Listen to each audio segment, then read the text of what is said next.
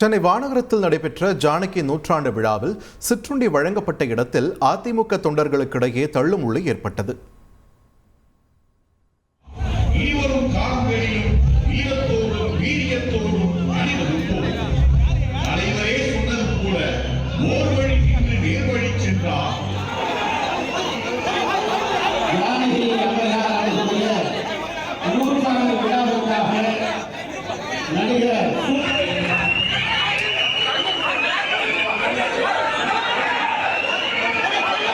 ஜானகி அம்மையார் அவர்களுடைய நூற்றாண்டு விழாவிற்காக இருவரும் கால்களிலும் வீரத்தோடும் வீரியத்தோடும் அணிவகுப்போம். தலைவரே சொன்னது போல ஓர் வழி நின்று நேர்வழி சென்றார். ஜானகி அம்மையார் அவர்களுடைய நூற்றாண்டு விழாவிற்காக நடிகர்